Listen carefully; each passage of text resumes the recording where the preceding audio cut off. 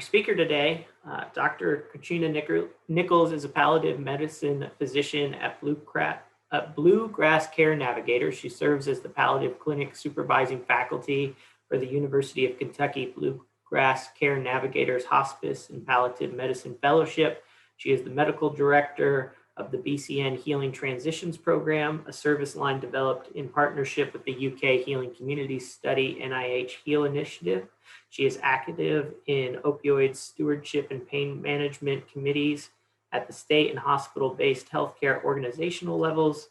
Outside of her work for BCN, she has also serves as an officer in the KY chapter of the American Society of Addiction Medicine. Her clinical interests are in the intersection of palliative care and the chronic pain management and addiction medicine. So thank you, Dr. Nichols, for joining us today. Thanks for having me. I hope we have a good session today. So today, next slide. Oh, first of all, I have no financial disclosures. Next slide. Today, we're going to discuss problematic substance use, which often is unrecognized in primary care and other settings, either due to insufficient screening or to provider discomfort on how to manage when someone does screen positive. Next slide. Learning objectives for this. I'm going to discuss the need for substance use disorder and behavioral health screening and the need for validated assessment tools. And we're going to review what those commonly used screening and assessment tools are and for different populations. Then we're going to discuss integrating those assessment tools into clinical workflows. And then from there, talk about formulating multidisciplinary care plans based on those assessments. Next slide. So hopefully by the end of this hour and a half, you'll be more familiar with screening and assessing for substance use disorders, as well as comorbid disorders, especially in behavioral health, and to integrate screening into the global assessment of a person's health and well-being. Next slide. So first, we're going to talk about substance use and screening and assessment tools for that. Next slide. So I'm going to start out just conceptualizing by having us think about another chronic illness that we're all familiar with, and that would be diabetes. So we're all familiar with diabetes being perceived as a chronic illness, and we have screening at well checks and during pregnancy. This is just routine care. It's because it's a chronic condition. And as you can see, it's a chronic condition that is very prevalent. Global World Health Organization statistics show that 1 in 11 adults worldwide have diabetes. And in the United States, 2018 CDC statistics show that about 1 in 10 in the United States has diabetes. So it's prevalent. And it also accounts for increased healthcare dollars in emergency room visits, hospitalizations, cost of treatment of complications and comorbidities like heart disease and kidney disease. And so it is recognized by the healthcare system as something that needs to be addressed. And for that reason, we screen for this disease so that we can catch it early. And the recommendations are that we screen all adults age 40 to 70 who are overweight or obese. We screen people in pregnancy, and we counsel them on diet and exercise if there is an abnormal elevated glucose lab level. And workflows are routine. We're used to them. We get hemoglobin A1C, like blood test checks. We get fasting glucose checks. We get oral sugar challenges during pregnancy. We're used to this. And in 2018, 4 out of 5 people were diagnosed who had the condition. And this is also not counting for all of the additional 88 million people who had pre-diabetes, which is more than double of the number of Americans with diabetes. And screening's not perfect, but in regards to treatment, there's still an unmet need with socioeconomic factors in play. But for the most part, screening and intervening does decrease the cost of eventually treating complications. Next slide. So now let's look at the common chronic condition of substance use disorders. So substance use disorders would encompass alcohol and other drug use, and they have a similar prevalence in the United States. These statistics come from the Health and Human Service publication of 2018, National Survey on Drug Use and Health, which is an annual survey conducted on civilian, non-institutionalized people ages 12 and older in the United States. In 2018, 1 in 13 people needed treatment for substance use, ages 12 and older, and an estimated 21.2 million people. So that's not too far behind from diabetes, which is 34 million people with diabetes. And just like diabetes, there are differences. You have the blanket statement of diabetes, but you also have gestational diabetes, mature onset of juvenile diabetes, steroid-induced diabetes, autoimmune disease, et cetera. And similarly for substance use disorder, you can have a breakdown of alcohol use disorder, as well as illicit drug use disorder. Next slide. However, despite the prevalence of this condition, the treatment gap is significant, and only 1 in 10 people with the condition of substance use disorder actually receive treatment. So even though, so you recall 1 in 10, 1 in 13 met criteria for substance use disorder, of those, only 1 in 11 actually received treatment at a specialty facility. Next slide. So this slide is to explore the gamut of substance use disorders. As I said, we all say substance use disorders, but they're all different substances. In 2018, approximately 20.3 million people aged 12 or older had a substance use disorder related to alcohol or illicit drug use in the past year.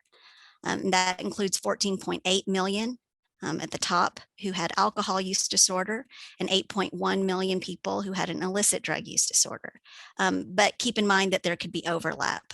One person could fall in any one of those categories. As far as prevalence, the next most common use was with marijuana use disorder, followed by opioid use disorder, keeping in mind 1.7 million people with a prescription pain reliever use disorder, and then only 500,000 people with heroin use disorder. So approximately 1.4% of all people aged 12 or older received any treatment for that substance use. Next slide. So thinking about what are the factors as to why so many people aren't getting treatment, actually it appears that a main factor is the patient perception of the need for treatment. So most people who actually met criteria for treatment did not feel that they actually needed treatment. And for that reason, screening can be a way to address this unmet need. Next slide. So how do we do this? According to the United States Preventative Services Task Force, there is now at least fair evidence that benefits of screening outweighs the harm. And we do that by asking the questions. And if you guys don't know, in the medical community, this is actually a fairly recent recommendation. In the 2008 USPSTF recommendations, they actually said there was insufficient evidence to support the use of screening. There were concerns that personal questions would not really positively impact the health of a person and actually might harm them. So screening practices were just left to individual providers to decide if they were going to do that. I know in my training, in my career, I'm going to date myself. I think I was finished in training in 2003. It was simply just make sure you put in the social history. Do you drink or smoke? And that was really just pertaining to maybe the lung or heart disease that we were treating. But not more than that. But now as of 2020, they're saying that there is evidence to support screening for adults ages 18 and older, including pregnant persons and in the postpartum period, to ask about substance use, including prescription medications outside of the plan of care. Next slide. Now for adolescents, because you saw that the national survey was asking questions of people who are 12 and older. For adolescents at this time, they're saying there's still insufficient evidence to screen persons aged 12 to 17. However, we know that adolescent substance use is associated with leading causes of death, including suicide, overdose, unintentional injury, and violence. So recommendations now, however, are ambivalent. There are concerns in adolescents of labeling and stigmatization, as well as the unknowns of long-term use of opioid agonist therapy in the younger adolescent population. And then also note that the recommendation to screen is when services for accurate diagnosis, effective treatment, and appropriate care can be offered or rendered. So that is that still lends to the idea of recommending against screening. However, hopefully, with decreasing barriers to effective treatments, this recommendation can be updated at the next update to recommend for. And despite these ambivalent recommendations, in one JAMA article reviewing the evidence, they actually found that about 50 to 86% of pediatricians do screen anyways, but often just using clinical impressions rather than a validated screening tool. Again, going back to the benefit of that is the perceived risk of harm of substance use.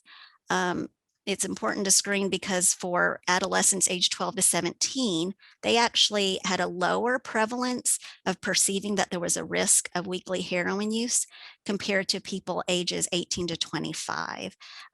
So in my mind, I'd say that argues strongly that one should screen the adolescent population. Next slide. And then to talk more about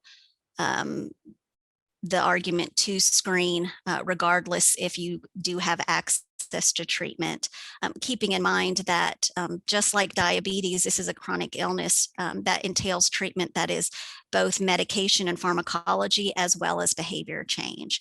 So the earlier we diagnose the condition and hopefully at stages that are less severe, we as the providers and clinicians and everyone involved, as well as the patient, can actually get better at managing that condition so that it stays at a mild severity of disease.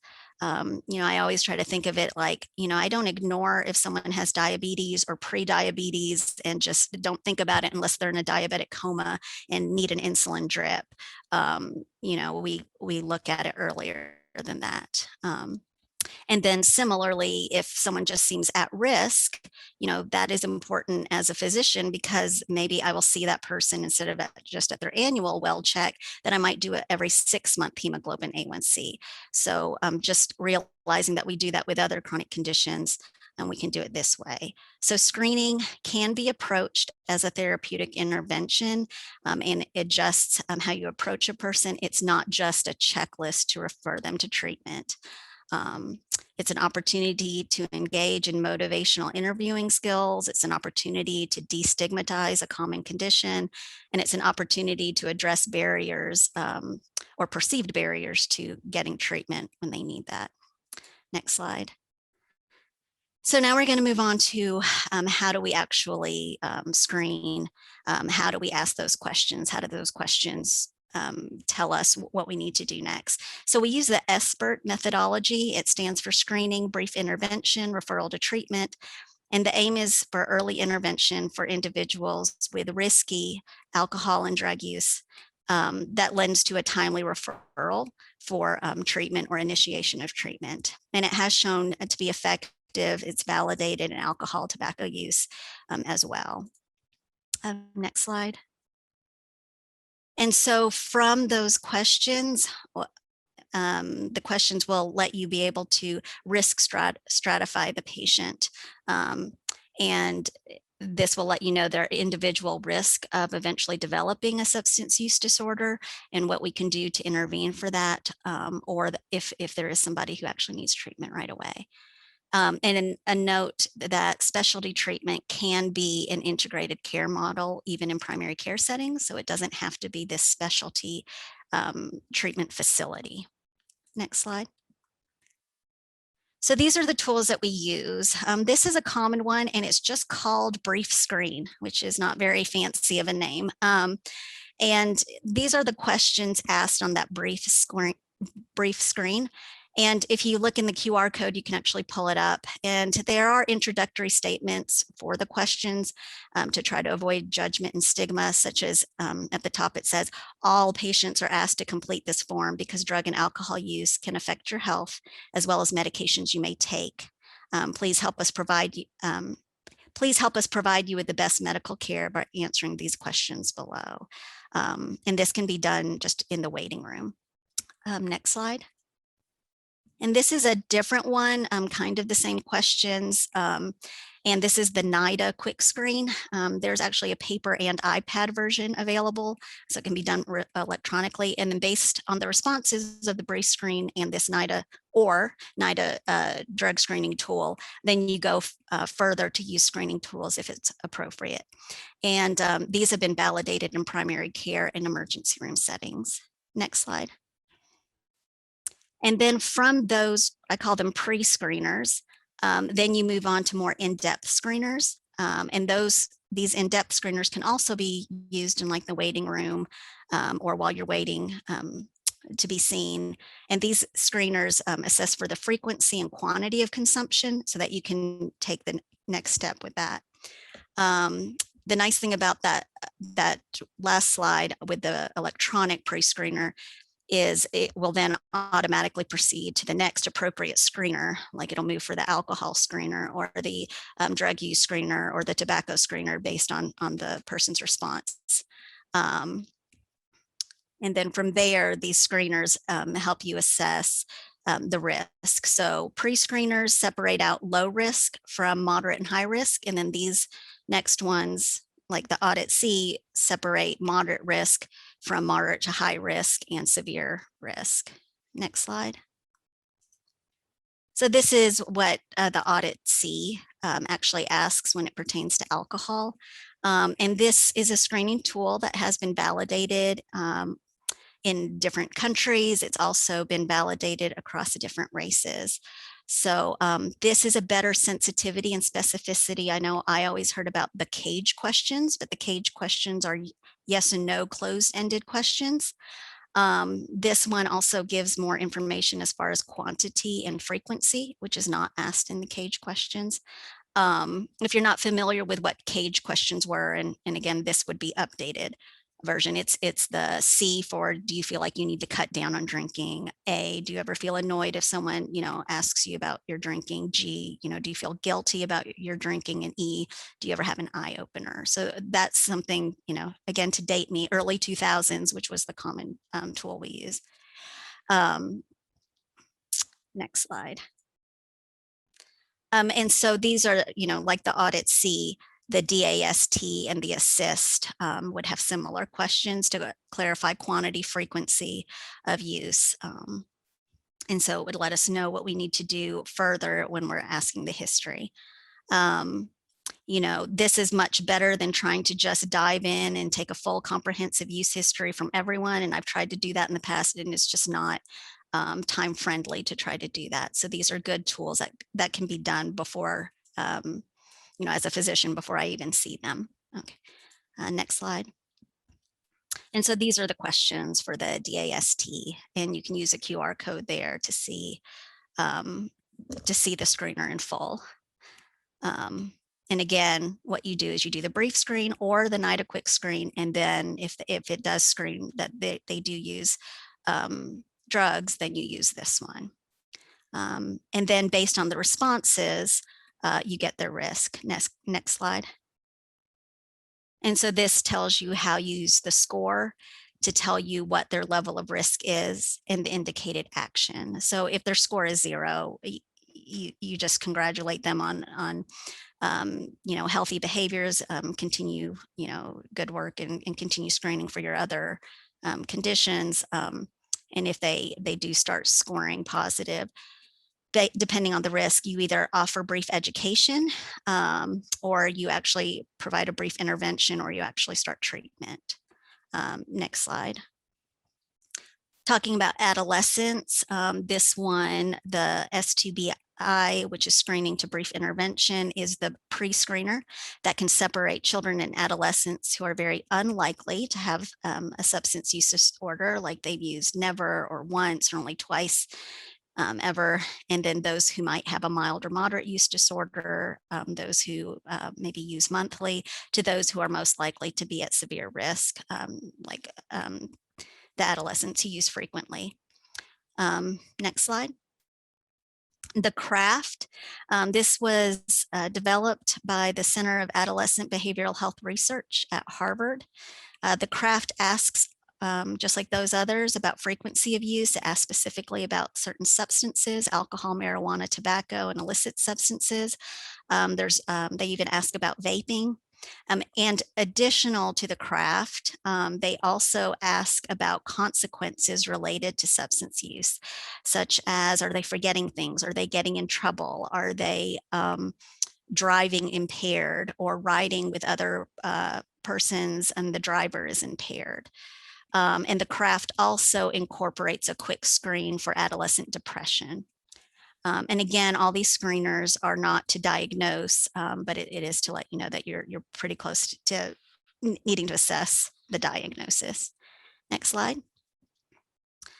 Talking about pregnant persons, these are validated tools for pregnancy. I think I found about 3 or 4 that have been validated. So there's the prenatal risk overview screen that includes psychosocial risk factors that may affect a healthy pregnancy or a woman's ability to comply with prenatal care recommendations. This was developed in Minneapolis Health Department for healthcare clinics and social service agencies. This one is free, available at no cost. I think you just have to register to download it. And it has 15 risk domains addressing like basic needs, social support, interpersonal violence, mental health, substance use, legal problems, child protective services involvement. And then just like those other screeners, you do categorize that as low, moderate, or high risk. The 5 Ps was developed in Massachusetts to identify alcohol and other drug use among pregnant and postpartum women. The 5 Ps stands for parents, partner, past, present, and peers. So this also asks about a partner and peer substance use. It asks about past and present use as well as their mood. And then there are follow-up questions if they screen high risk. And then the SURPP, or substance use risk profile in pregnancy, asks 3 questions of, have you ever used, how many alcoholic drinks do you consume in the month before knowing you were pregnant? Do you feel the need to cut down on your alcohol or drug use? And then the answers are just classified as none or any. And so that's what we have for pregnancy. Next slide. So moving on to what intervention we would take based on that information we get on the screens. This is just a visual reminder that I put here that most people will fall under low risk for just general population. And for those at risk, again, it's more prevalent for people to be at risk or are having harmful use and then having severe substance use. So one person I work with said that they really liked this visual because it kind of reminded them of that sensation of falling down a rabbit hole. And so, try to address that stigma of, I don't want to ask this question because of this, but just a reminder that you can intervene for a lot of people who are really just at risk and harmful risk. And you need to be prepared for those in that darkest blue. But really you can affect a lot of people who are just at risk and harmful risk and moderate risk. Next slide. So stated another way, and this is a tool that a lot of primary care clinics could use. So just again, that visual pyramid of saying that the prevalence is greatest at risky use or harmful use before severe use. So this one is a conversational tool about what to do when you're screening for how much alcohol consumption.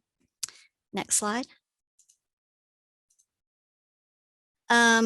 So putting that all together, this is what it would look like. I guess first I'll just pause because I know I put a lot out there to see if there were any glaring themes in the chat before we move on to see what how someone uses that information when they're interacting with someone. Chris, do you have anything? There's no current questions in the chat, but if we want to take just a moment to see if anybody has a question, please feel free to put it in the chat, or since we're at a good pause right now, if anybody wants to take themselves off mute and ask a question, please feel free to do that as well.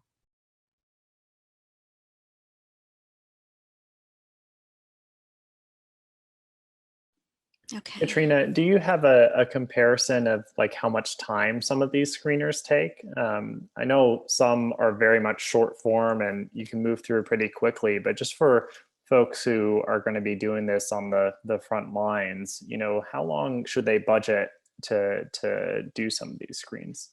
The ones for just the general adult with the Audit C, Assist, and DAST, actually a lot of those could be done in the just on paper forms without even the clinician being with them. So it shouldn't be, I guess, you know, waiting room time. What's that, like about 7 minutes or so? The pregnancy ones, though, I think do take about 30 minutes, if not more, 30, 45 minutes. For the adolescents, it sounded like that took more 15 to 20 minutes for the adolescent forms. That's a good point. You know, for the ones that clients can start rolling into on their own, you know, trying to give them a head start, whether it's in a waiting room or, you know, if it's online, you can basically create an online version of that, like a survey, and go through that together afterwards.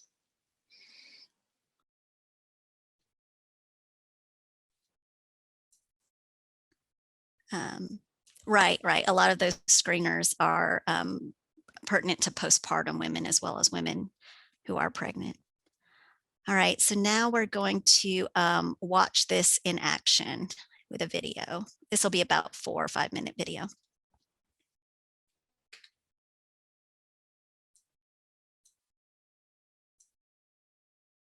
Steve is a 30-year-old male presenting with the chief complaints of insomnia and feeling anxious. Steve's audit score places him in Zone 2, the risky category of use. Steve, before we're done with our visit today, I was wondering if you'd be willing to take a few minutes to talk about your drinking. Okay, like what? Well, you filled out this survey for us today, which was great. Thank you very much. I just wanted to review a couple things on here. I noticed that you said that you drink 2 to 3 times a week, drink 3 or 4 drinks at a time when you do drink, and weekly have more drinks than that. So 6 or more drinks, it says on here. Does that sound realistic? Yeah, on the weekends.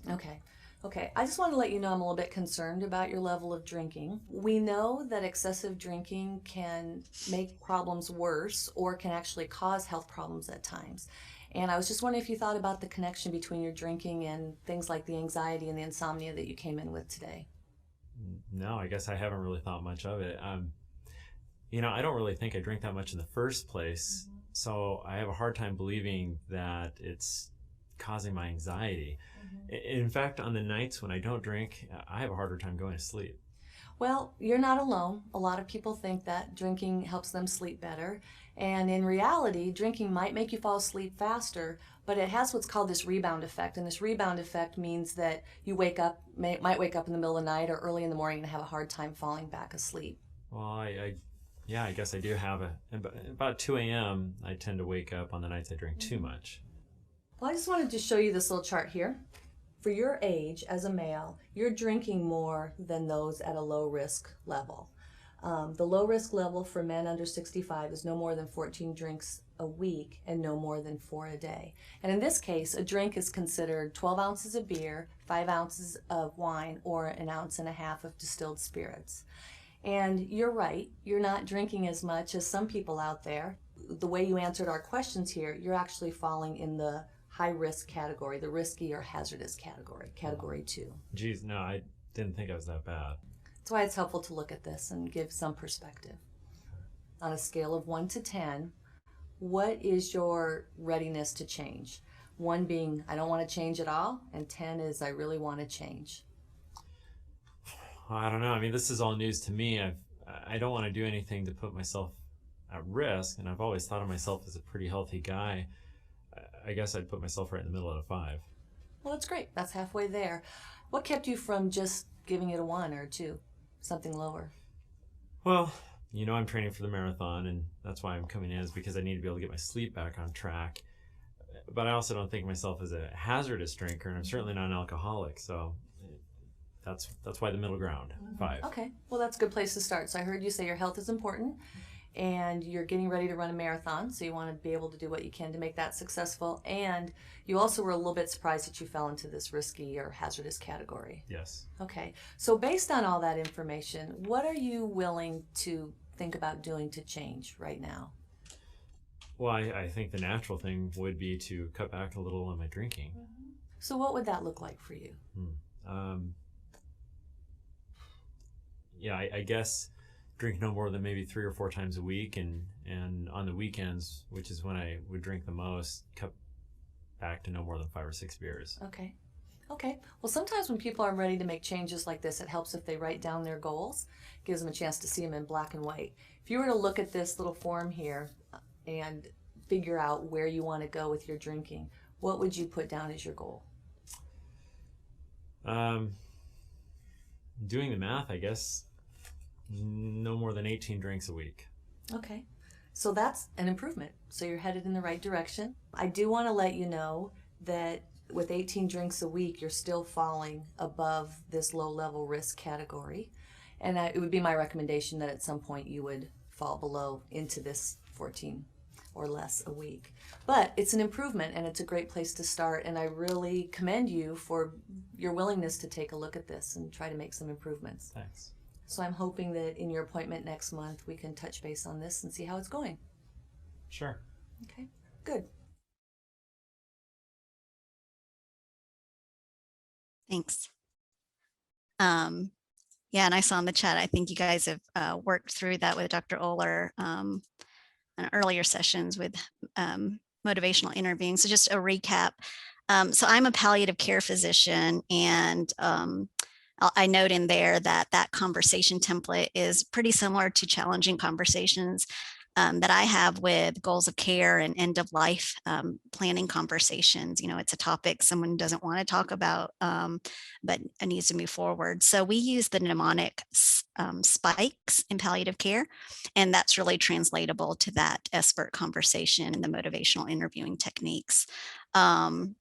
You know, you get the clinical information that there's considerable risk of poor outcomes. You ask for, you know, permission to talk about it. You get their, the patient's perception, provide the education and the knowledge, and then you empathize and meet them where they're at, reflecting back their own statements that would promote change from indecision to action. And then you negotiate on an actionable plan and agree upon that. And then that can be just a follow up and reassess and nothing more than that. So any immediate, let's see, a few things popping up, just immediate responses. Oh yeah, I'm sorry. The motivational interviewing is in 2 weeks. Sorry, it's in the future. Next slide. So as I said, I'm a palliative care physician. I told you a lot about tools in different populations. And so I do also want to talk about tools used in the pain management setting, where the purpose of screening is for the risk of developing harmful conditions from the actual medical care, which could include chronic opioid therapy for pain. And I know that maybe a lot of you may have already seen this pie graph many, many times and will again, especially for the pain and opioid use disorder session. But a reminder that 1/3 of those who reported opioid misuse, meaning they used opioids for an effect not intended medically, such as taking it not for pain, but instead taking it for mood, sleep, or in a manner outside the prescription, like overuse or altering the medication, that they actually had them prescribed to them by a physician. And then for those persons who took prescription opioids that weren't prescribed particularly to them, half of them got the opioid from a relative or friend, and mainly for free. And so that's likely indicative of an excess supply of prescribed opioids. So that's something that we really need to screen effectively in pain management and palliative care settings. Next slide. And so this visual is just another way of stating that most people with opioid misuse still use prescription opioids and not heroin. So risky therapy such as long-term opioid therapy does require screening and monitoring tools to guide the treatment plans. And then we have to keep in mind that we're monitoring, namely for misuse of non-prescribed opioids, not only for development of IV use or use of illicit substances like heroin or synthetic fentanyl. And this may sound like an obvious thing to say, but so many times I have patients say, but I don't shoot up heroin, so I don't understand why there's any concern or questions. And again, that's just a good reminder that, again, most people fall in the low risk. And then of those people who are at risk, it's usually low, then moderate, then high. But that there is a high prevalence of unhealthy, risky use that encompasses all of that. And it's not just that we're looking at the severe illicitly obtained, like heroin. And next slide. And so it's important because chronic pain is so prevalent, and it affects 100 million American adults and is the most common reason for taking any medication. And there's a nearly 9-fold increase in opioid prescriptions from office medical visits by older adults. And that occurred between 1995 and 2010, kind of preceding this opioid epidemic that we're in. And then with increased awareness of prescription opioid misuse, pain management folks did develop several tools to improve safety and monitoring. And the most commonly used one is called the ORT, or opioid risk tool. That was initially validated in 2005. It is noted, though, that there was a study in 2018 that tried to use this in more of an academic tertiary care setting, and they could not reproduce the results. But as of I think it was 2019 or so, there were some researchers that actually looked at that tool more closely, and they compared it to chart reviews over time of following patients longitudinally, what was their score before, and following them, about 6 months.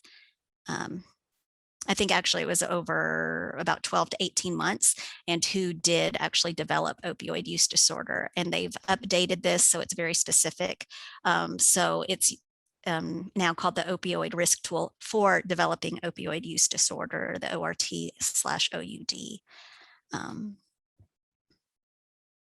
Next slide. And so beyond the ORT, which the initial risk, monitoring patients in a pain management setting ongoing on opioid therapy, there are other screening tools to see, are they at risk of developing opioid misuse? So the number of items just tells you how many questions you're asking. And then the risk of ADRB is aberrant drug-related behaviors. So that could be like asking for early refills or multiple missed prescriptions, or in the days prior to electronic prescribing, going to different pharmacies. And then the risk of actually developing the disease of opioid use disorder, not just having some behaviors, but actually having the disease of opioid use disorder. And these are some common ones. So the screener and opioid assessment for patients with pain revised has about 24 questions when that initially came out in 2004. And now there's a revised version with only 12 questions. So that makes it simpler, cuts down in the waiting room time of filling out that screener. And then the COMM, which is a current opioid misuse measure, had about 17 questions originally, has now been revised to only 9. And it's now just an online version that has questions about some of their behaviors and their moods for the past 30 days.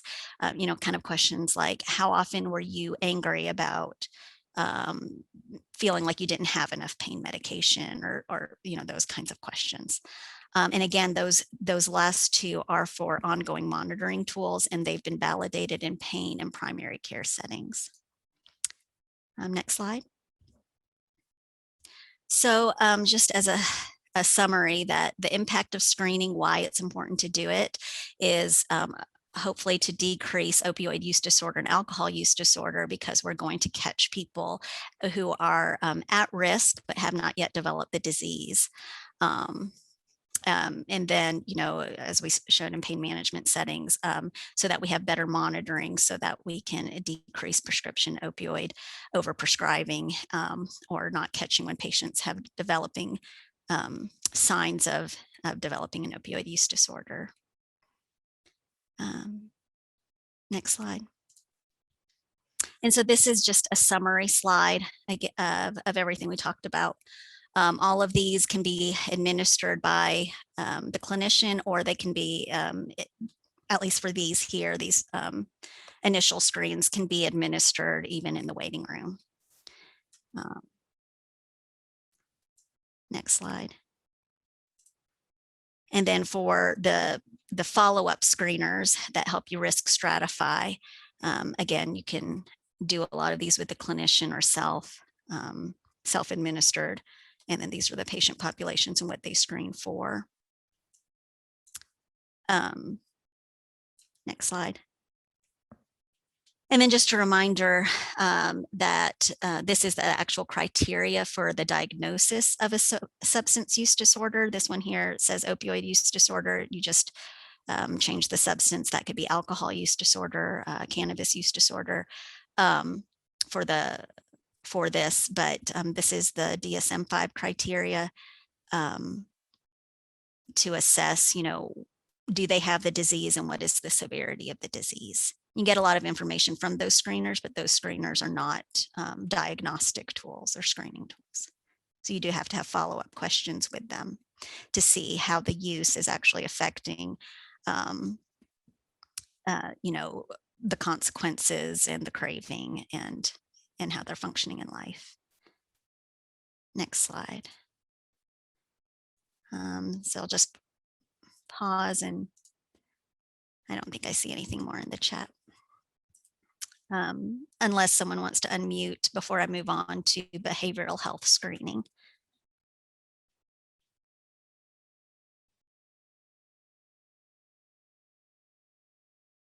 Okay, moving on.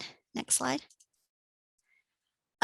So talking about the prevalence of mental illness, from that 2018 survey, the prevalence is about 20% of adults having any mental illness. And notice also with age groups, the highest affected right now is ages 18 to 25, so young adults. Next slide. And as for like needs assessment for the screening, you can see that for unmet need for behavioral health treatment is significant. Anywhere from 15 to 40% of those with mental illness did not receive treatment. Again, the affected age group is 18 to 25 is the highest. Next slide. And that perceived need is not far off from reality of the persons with mental illness who felt that they did need treatment and didn't receive it. It's consistent with what actually was delivered. About 40% did not receive treatment in the past year. Again, 18 to 25-year-olds. Next slide. And there was another survey, the National Epidemiologic Survey on Alcohol and Related Conditions, that pretty much addressed the same as far as the co-occurring substance use disorders with behavioral health conditions. That survey, actually from 2001 to 2002, survey of about 43,000 respondents in the United States. 40 to 60% of those with alcohol use disorder will also have a substance-induced depression. And they found that 55% in an ambulatory setting with opioid use disorder had substance-induced depression. 16% of those with depression, okay, so depression first, had an alcohol use disorder. 18% of those with depression had a substance use, non-alcohol use disorder. For those with bipolar, disease or bipolar disorder, lifetime prevalence of substance use disorder is about 61%. And actually, opioid use disorder was more prevalent than alcohol use disorder, which was more prevalent than a heavy alcohol use as well. And then as far as like suicidality, keeping in mind a higher risk actually with age. So there's the young adult, and then there's also elderly, where you start seeing higher risks of that.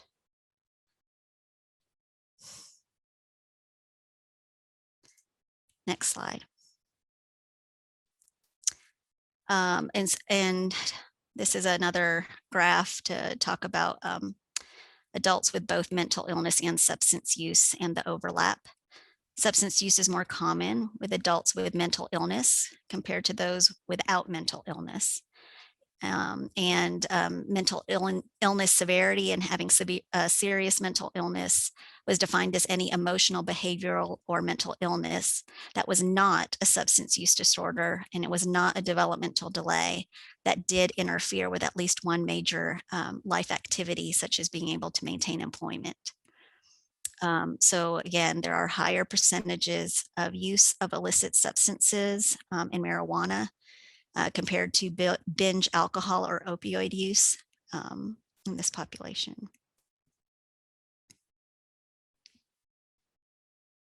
So just take away, those with mental illness have higher rates of substance use, and those with substance use are, and those substances actually are more often the illicit substances compared to those without mental illness.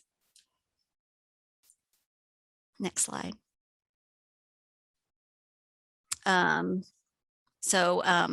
More than, as far as, more than a third of adolescents with a major depressive episode in the past year and substance use did not receive treatment for this. This here is just saying the prevalence of it. Sorry, it's the next slide.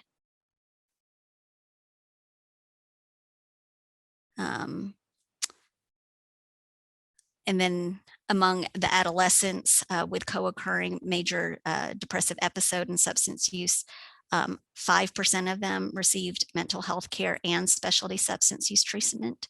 60% received only mental health care, and less than 1% received only specialty substance use treatment. And so I guess that's just to say it's very prevalent, but they're mainly getting only mental health, but they're not also getting the substance use treatment. Next slide.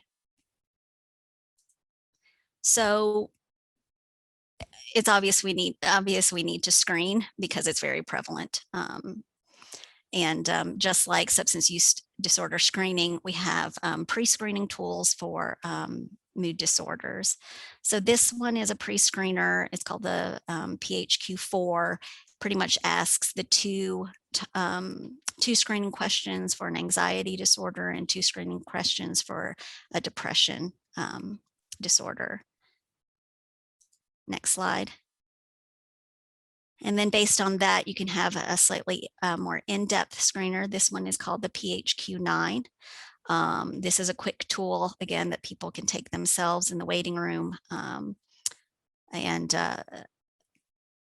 And this will let you see how severe is their depression. I use this in my own practice. I will say in palliative care, however, and something to think about with someone who might have other comorbidities and chronic illnesses, that some of those questions are physical symptoms that could be related to depression, but it could also be related to their underlying other condition, such as if there's cancer, or if there's heart failure, or there's limiting, emphysema, and they just don't have energy from that. But if you can look at the top 2 questions, which are more specific, that asks about hopelessness or enjoyment of life, as well as that bottom question about screening for suicidality, that'll give you them better information. Next slide. And the GAD-7 similarly screens for current anxiety disorder. you can see on both of these, they're just asking of those symptoms for the prior 2 weeks at that point in time. Next slide. And this is how you would use the scores to see that, opening up too many things, how you would use the scores. You know, if they have no symptoms, then there's nothing to do. If they have some symptoms, you probably want to repeat it at follow-up or monitor more closely. And then if they have, you know, moderate score, then you can consider, you know, cognitive behavioral therapy or some focused counseling sessions, and then maybe a consideration of an antidepressant or anxiety medication like a serotonin reuptake inhibitor like Zoloft or something like that. And then if it starts getting more severe, then you might want to pull in other behavioral health specialists to support that person. Next slide. And these are just some other tools. There's one for obsessive compulsive disorder, which is supposed to be a standard screening tool developed at Yale, but apparently is very time consuming. I didn't look up what the PADIS was, but I'm understanding that those are very time consuming. And again, these are screening tools, and you still have to look at DSM-5 to establish an actual diagnosis. You know, especially in the time of the pandemic and realizing that the rates of suicide deaths have increased during this time of isolation. There's actually even emerging scales that are being looked at regarding specifically pandemic grief scale, and then looking at how in the age of remote telehealth and telecommunication can we use tools like these suicide screeners when we can't be with that person in person. Next slide. So this one is a validated suicide risk screener. This is the Columbia Suicide Severity Rating Scale. It's been validated in adolescent and adult populations across multiple sites. It's been validated in adolescent persons who attempted suicide. It's been validated across medication efficacy trials to see how people are responding to medications. And it's also been validated in adult patients presenting to the emergency room. The severity or intensity of the suicidal ideation is more correlated to subsequent attempts, and ideation and behaviors do seem to change over time. And so that's why the question 6 is so important, because it helps distinguish, are these passive thoughts, or is there an active plan in place for which you need to intervene and pull in behavioral health specialist immediately and come up with that safe plan and not leave that person alone. Next slide. This is another one, the Ask Suicide Screening Questionnaire that's been validated in youth and adults. This has been approved by the Joint Commission for use in emergency rooms and inpatient settings. I think Columbia is probably the one I've seen the most, but I did find this one. And on this one, if you use that QR code, they actually have different toolkits for different settings. So they have this entire toolkit for emergency room, entire toolkit for inpatient hospital, and for office-based settings. Next slide. And this is an example of just one thing in their toolkit that, you know, and I think this one was how to assess the risk over the phone. And they actually adjusted this in the age of COVID-19 if someone could not come in person. And so it incorporates, you know, a first, you know, brief screening question. That's very busy, but you could go to that QR code and kind of see how they do that. But there's like a long 4-page like worksheet that these pathways will take you to. But yeah, the Columbia seems to be more of a standard and better studied workflow, but this one is emerging. So you may see this depending on what your healthcare system adopts.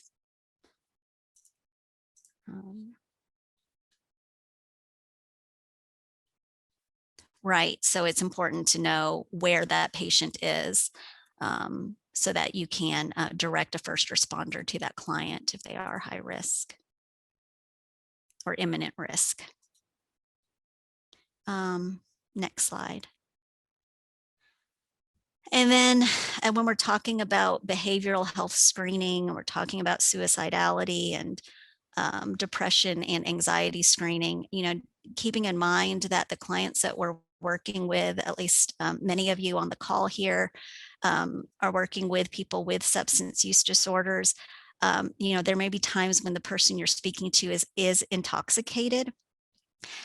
That's not the time to go really in depth into behavioral health screening. One, some of those symptoms may be just, related to the impairment, but it also could be putting them out in harm's way. So you just want to ask, as far as diagnosis of like depression, you do want to screen for suicidality and homicidality to make sure that there's a safety plan in place, but that's not the time to say, oh, this is a diagnosis of a panic disorder or, depression or anxiety. And so really your screening at that point is just, what is the risk of this person while they're intoxicated? Do I need to get them into a safe place in a controlled setting? You are triaging also that there's not an acute medical condition that's going on with them, so that you might not need to send them to the emergency room for medical stabilization. And then you can just reschedule next time for further assessment when they're not intoxicated for things like depression and anxiety. Next slide. So just saying that again, being aware that to diagnose someone or to think someone might actually have a depression disorder or a generalized anxiety or panic disorder, medical professionals, physicians, we can't really confirm that diagnosis within that first month, because those symptoms could be either from withdrawal of the substance or from use of that substance. And so we can't really diagnose them as actually having a mental illness at that time, although we do know it's prevalent. But just a reminder that, like if you hear someone say, I think I was depressed, I was on a medication before, but then I'm not, so I'm not really sure. No one's mentioned that again. It might be because it was a substance-induced disorder that was time limited at that time, during the time of use or during the time of withdrawal 30 days later. Next slide. So just putting all of that together, I know this is very busy, but you can see the website that you could refer to on how say like primary care practice could incorporate these different tools to know what they needed to do. So, you stratify based on their age and then which tool that you would use. And then if they screen positive, we have that pre-screener, and then you do the, say, assist for alcohol and substance use in an adult. And then, based on their responses, you might start treatment. For an adolescent, you would start with that S2B1 or S2BI, sorry. And if they screen positive, you proceed with the CRAFT. And then you remember the CRAFT talked about screening mood questions. And then based on that, you move on to the PHQ. And then you go forward using your screeners, and then seeing if you need to start treatment, what you need to do. So that's a busy slide, but just a template of what could be implemented. Next slide. So the in there, when you're actually developing the treatment plan, as we saw, it's in that screener, or in that survey study, we found that people seem to get treated for one thing versus another. And ideally, we would want to integrate behavioral health and substance use treatment kind of concurrently. There's a lot of debate on, but you have to treat one first before I can treat the other. Now, although it's true that we can't definitely say someone has a depression disorder because it could be substance induced, we still want to treat those symptoms. For physical health stabilization, priority is the substance use stabilization and making sure they're not intoxicated, doing withdrawal management. That would be part of just physical stabilization. When we're treating concurrent behavioral health conditions, we do want to avoid medications with misuse risk, meaning like benzodiazepines. And we want to screen continuously and monitor for suicidality during that time period. And treatment, would include starting psychotherapy, cognitive behavioral therapy, group therapy, alongside with pharmacotherapy, using medications for the mood disorder. Next slide. And so we're going to talk more about those treatment considerations. The next following slides actually are recommendations from the American Society of Addiction Medicine to specifically talk about those debates of but this person also has a behavioral health condition or a mental illness, as well as a substance use disorder. Next slide. So again, just realizing that we know opioid use disorder is often co-occurring with other substance use disorders. So just a reminder again that it's not usually just one single substance. And I know in Kentucky that's tough because of how our regulations are for healthcare professionals. But the use of cannabis stimulants, alcohol, and other, illicit or even prescribed but not medically used substances should not be a reason to withhold or suspend treatment. You need to go ahead and treat that person. Next slide. So just because they use a substance, another substance, doesn't mean you don't treat them for one substance use disorder. And we do know that it's important to have a comprehensive assessment of that person's mental health conditions, because we know it's very common. We know it's very prevalent, but we should not have to wait to get an entire picture of that, especially, like we talked about the person who is intoxicated. You don't go into a huge behavioral health history at that time. You just need to, make sure that they're stable, assess for any suicidal or homicidal risk. But you don't wait to start treatment for their substance use disorder until you get that full history. And for a lot of you on the call may not realize why we have to say that. It is because there is some recommendations out there, medical recommendations or pause. I would say that they say, well, this gives me pause. Don't treat it yet. You shouldn't be treating it yet. And that's really not the recommendations from the American Society of Addiction Medicine. Next slide. So just stating it again, yes, people's psychosocial needs need to be assessed. Their behavioral health needs need to be assessed. But either a patient's decision not to get treatment for that behavioral health condition, or if there's just difficulty accessing it, or a delay because maybe you've sent a referral and they don't have an appointment for another month, it should not preclude or delay treatment for their substance or opioid use disorder. And just because they're not getting in with the specialist, you can still use motivational interviewing techniques and your conversational skills to engage that person. And that is a form of treatment as well, while you're waiting for that specialty care. Next slide.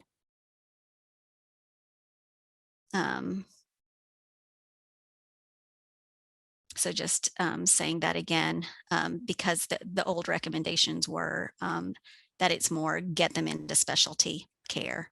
But now we know better that that actually increases risk of harm to that patient to wait for that specialty care before receiving some kind of care from you for the healthcare providers.